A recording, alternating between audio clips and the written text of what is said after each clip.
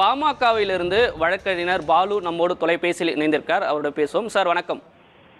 வணக்கங்க. சார், வன்னியர் சமூக மக்களுக்கான 10.5% இடஒதுக்கீட்டுக்கான வலியுறுத்தல் தொடர்ச்சியாக நீங்களும் பேசிட்டு வரீங்க. தற்பொழுது திமுக கூட்டணியில் இருக்கக்கூடிய தமிழக வாழ்வுரிமை கட்சி வேல்முருகன் கூட தமிழக அரசு 10.5% இடஒதுக்கீட்டை கொண்டு வருவதற்கான நடவடிக்கை இருக்கணும்.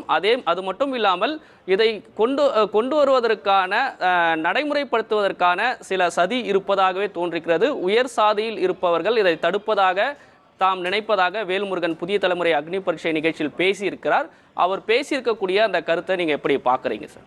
தமிழ்நாட்டில் இது குறித்து பேசக்கூடிய தலைவர்கள் என்ற கருத்தில் நாங்கள் கவனித்து வரக்கூடிய வகையில் இப்பொழுது தமிழக வாழ்வுரிமை கட்சியினுடைய தலைவர் வேல்முருகன் அவர்கள் இந்த வன்னியர்களுக்கு கொடுத்திருக்கக்கூடிய இந்த புள்ளிவிவரம் என்பது தவறானது என்று கூறியிருப்பது என்பது நிச்சயமாக அது கவனிக்கப்பட வேண்டிய ஒன்றாக இருக்கிறது. ஏனென்றால் அவர் திராவிட முன்னேற்ற கழகத்தினுடைய கூட்டணியில் இருந்து இந்த கருத்தை அவர் வெளியிட்டிருக்கிறார்.